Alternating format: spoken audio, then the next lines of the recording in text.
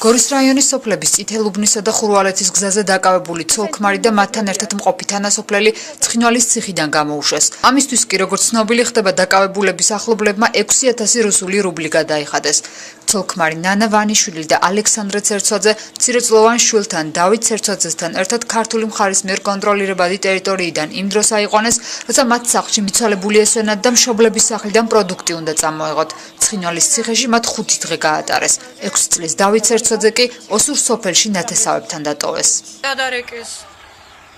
ჩამოვიდა ორი პიროვნება კიდე რუსები. მანქნით ჩამოვიდნენ ჯიპით. დააქვსეს მე ჩემი მეუღლე და ბავშვი მანქნით და აგვიყვანეს ურდულეთის რუსების ბაზარი მათთან. სოფელში პოსტი არის მეთქი როგორ არის, ვინ მუშაობს, რა მუშაობს, არ ვიცი მეთქი. არის შეხება რა გაქვს მეთქი, ოსტან რამე საქმეა მეთქი. მომხდარი შედეგად ადგილობრივები საღამო საათებში სოფელში გადაადგილებას ერიდებიან.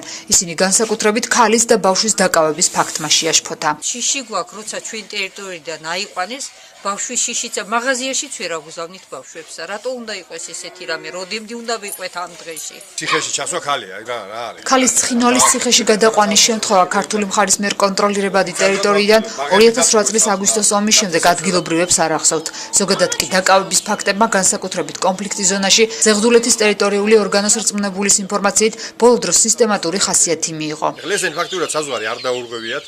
მიდიოდნენ ჩვენ კონტროლებად გზაზე, რომელიც გზაზეც შეუულებრივ გადმოვიდნენ ისინი, იმად დაარღვიეს ფაქტურად ეს ჩვენი ეგრეთ წოდებული საზღვარი, რომელიც საზღვარი კი არა, შეუულებრივ დროებითი ასე ვთქვათ ოკუპირებული ტერიტორიაა.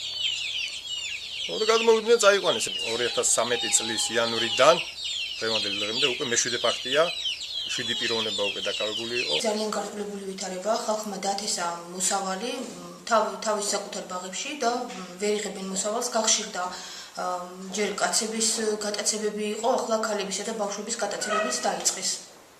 ეშინიათ ხალხს ვერ გადიან საკუთარ სოფლებში. ძალიან რთული ვითარებაა განსაკუთრებით ზევით სოფლებში. ადგილობრივების აზრით ქალებისა და ბავშვების დაკავებები დე-ფაქტო ხელისუფლებისთვის უფრო მომგებიანია. ამიტომ ეგრეთ წოდებულ საზღვრისპირა სოფლებში უსაფრთხოების ზომების გამკაცრებას ითხოვენ.